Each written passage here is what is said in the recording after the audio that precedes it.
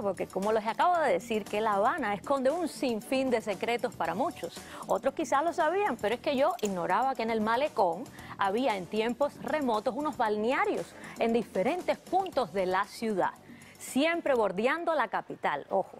Esto le brindaban una opción de recreo a todos los habaneros para poder disfrutar del mar sin tener que trasladarse a las lejanías como las playas del este, por ejemplo, Guanabo, Santa María, Boca Ciega o incluso las más apartadas y bellas como Varadero.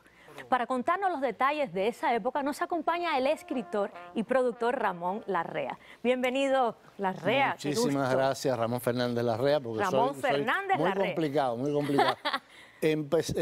Muchas gracias por haberme invitado aquí. Ya estoy cogiendo fama de que soy el tipo más viejo de La Habana. Porque eres historiador. Sí, claro. La gente no iba a esos lugares por dos cosas. Uno, que era Monte Puro, y lo otro era el peligro de los piratas, que siempre fue la cosa de que te podían atacar y desvalijar y eso. Cuando ya La Habana se desarrolla en el siglo XIX, que se hace extramuralla, o sea, la Habana rompe y empieza la gente a vivir hacia afuera, Centro Habana, todas esas cosas. Cuando el verano, la gente, ¿qué iba a hacer? Entonces se dieron cuenta, calor, ¿no? Que siempre un español.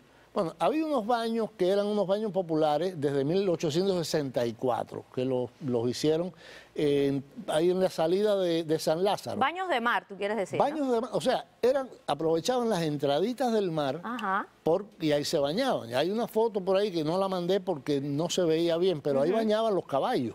Ahí cuando desembocaba lo que era la caleta de San Lázaro.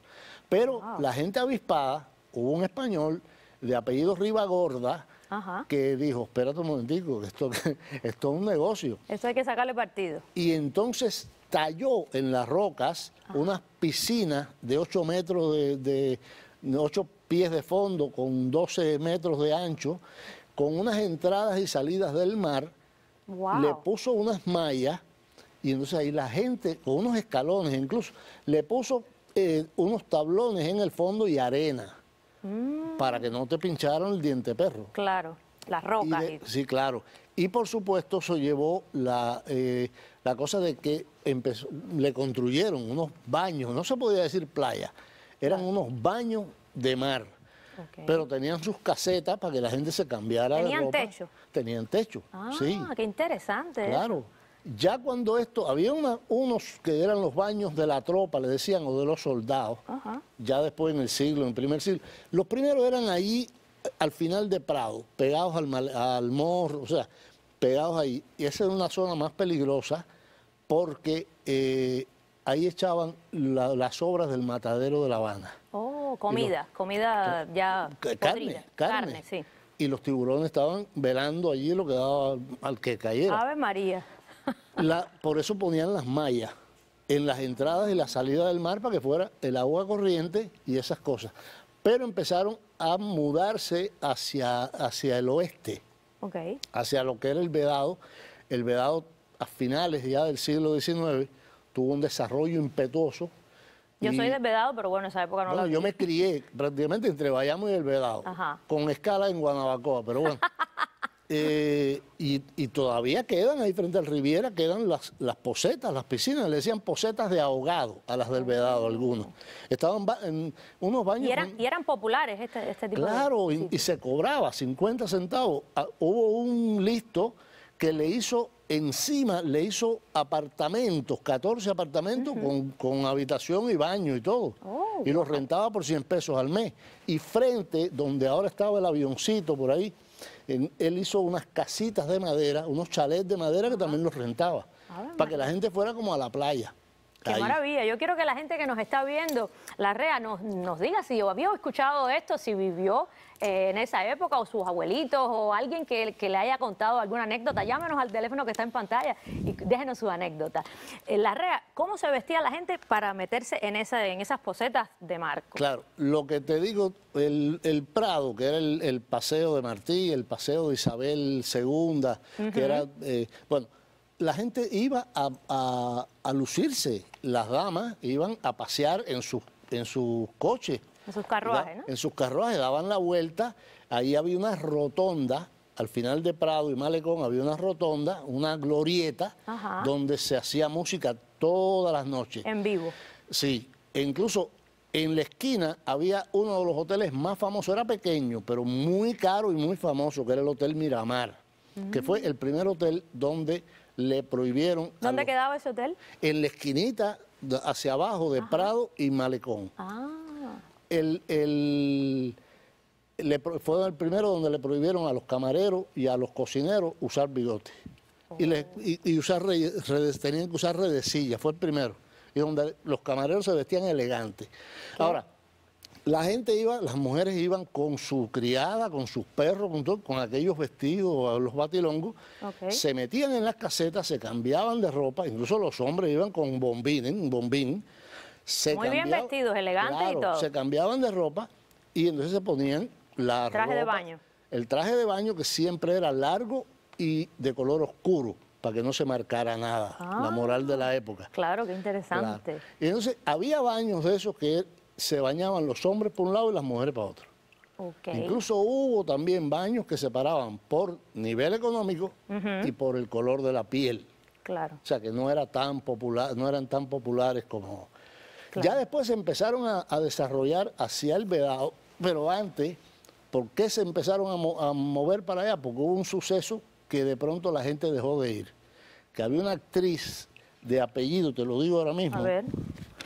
Eso te iba a preguntar, que si no era peligroso bañarse ahí, porque yo a mí me hubiera dado miedo. No era peligroso por los cuidados que tenían, las mallitas esas, pero podía suceder lo que le sucedió a esta señora. Cuéntame qué sucedió.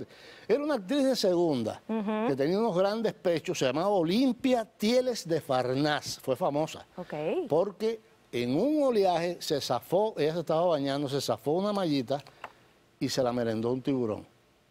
Y entonces la gente cogió terror. Dios mío. Estuvieron, y el negocio se iba a pique.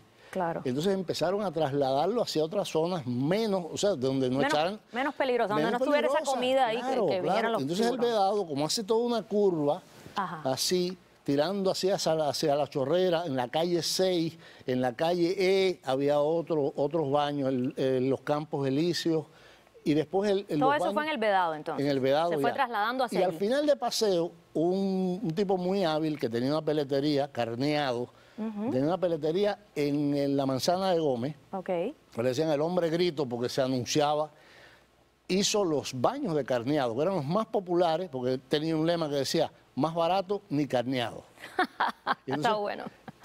La gente iba mucho a esos baños de Carneado, porque ahí no iban con los carruajes y las cosas, sino... Y además, todos estos baños tenían por la noche espectáculos, tenían orquestas de la alta sociedad iba para allá y era todo un paseo. Olvídate del muro, no existía el muro.